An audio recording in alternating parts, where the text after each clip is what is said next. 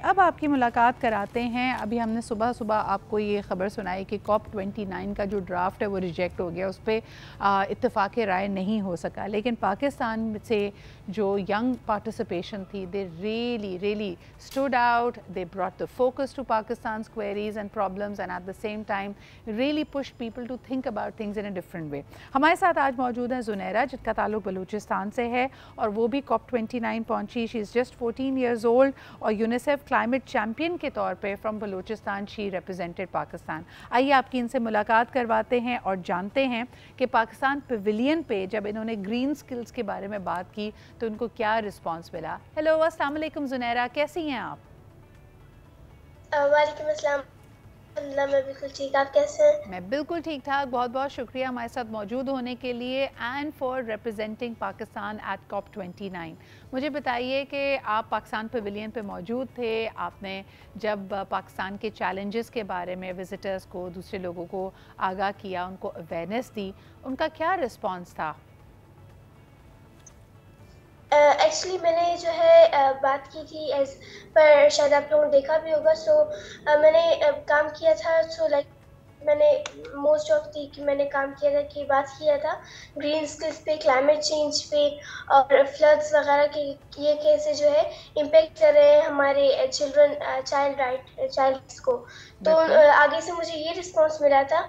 Like आप लोगों ने वो शायद जियो न्यूज़ में भी देखा होगा।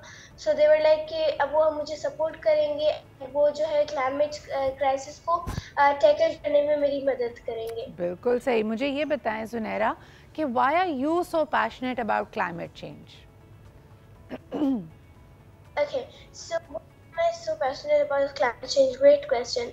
Actually, मैंने जो है मैं अगर लाइक मैं जो है फर्स्ट मेरी बिगनिंग मैंने एक रिसर्च से की थी।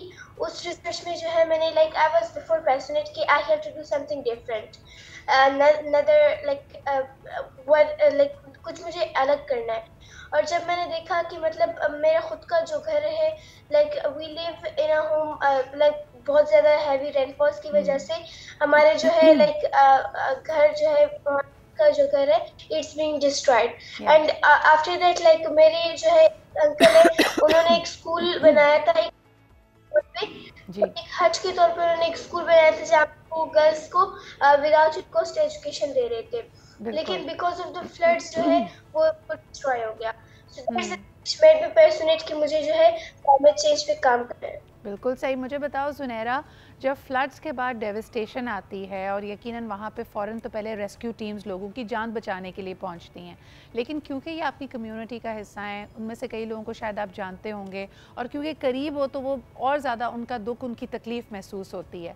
जब लोग अपने फ्लड्स में अपना सब कुछ खो देते हैं, उसके बाद क्या वो बहुत ज़्यादा डिप्रेस्ड होते हैं? उनके लिए दोबारा हिम्मत करना मुश्किल होता है? बिल्कुल लाइक मेरे रिसर्च में मैंने जो लिखा था it was also something related to death.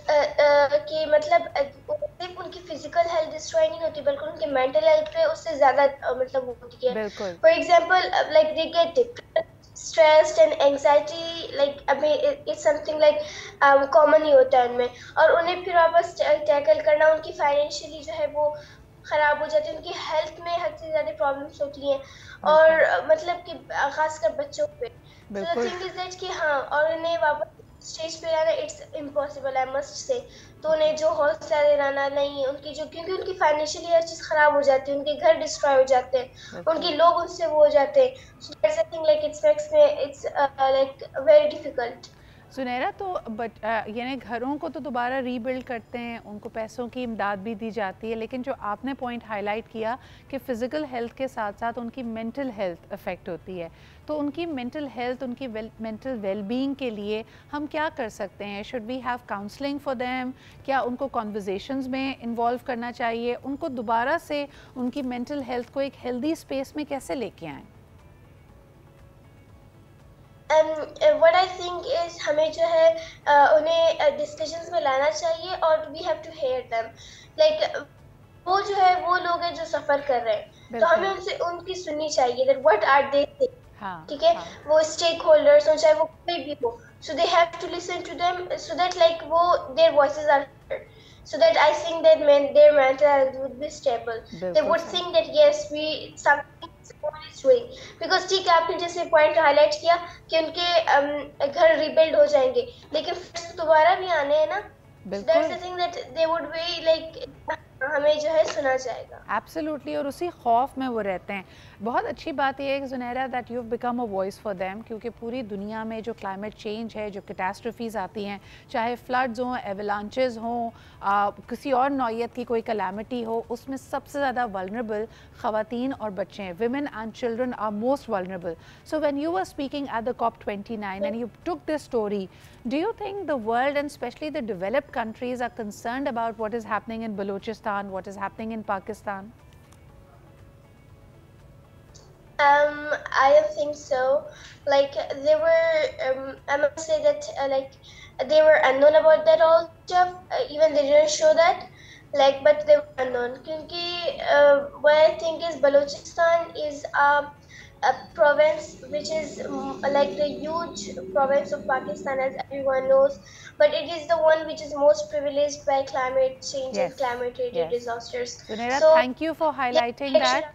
And I think what you're doing is fantastic. It was such a pleasure to speak to a passionate climate champion like yourself. और मुझे पूरी उम्मीद है कि आप ना सिर्फ अपनी कम्युनिटी बल्कि पाकिस्तान का नाम रोशन करेंगी और इसी तरह इस पर्टिकुलर इशू के ऊपर कंसिस्टेंटली काम करती रहेंगी. We need young voices like yourself to become champions of this cause.